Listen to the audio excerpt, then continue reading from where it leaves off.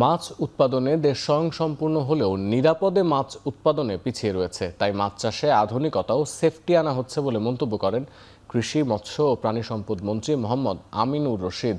বুধবার দুপুরে ময়মনসিংহের বাংলাদেশ মৎস্য গবেষণা ইনস্টিটিউট পরিদর্শন করে এসব কথা বলেন তিনি। জানান, রপ্তানিযোগ্য, স্বাস্থ্যসম্মত ও নিরাপদ পদ্ধতিতে মাছের উৎপাদন বাড়াতে কাজ করছে সরকার। মাছ চাষে যেন বাণিজ্যিক হারে বিদ্যুৎ বিল দিতে না হয় সে বিষয়ে উদ্যোগ নেওয়ার কথা বলেন তিনি।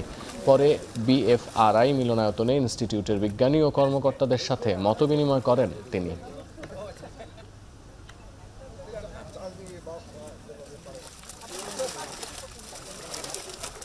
এক্সপোর্ট করার মতো সারপ্লাস আমাদের আছে, একেবারে স্মল কোয়ান্টিটি। আমরা মাছের চাষে আরও আধুনিকতা নিয়ে আসতেছি, সেফটি নিয়ে আসতেছি। আমরা রিসার্চ অব্যাহত আছে। এখন আমাদের প্রোডাক্টিভিটি আর একটু বাড়ানো, হাইজেনিক ওয়েতে বা সেফ ওয়েতে, এই দিকে কাজ করছে বাংলাদেশ সরকার। এটা হয়ে গেলে আমরা হয়তো সেদিন খুব দূরে না, ইনশাআল্লাহ আমরা রপ্তানি শুরু করব।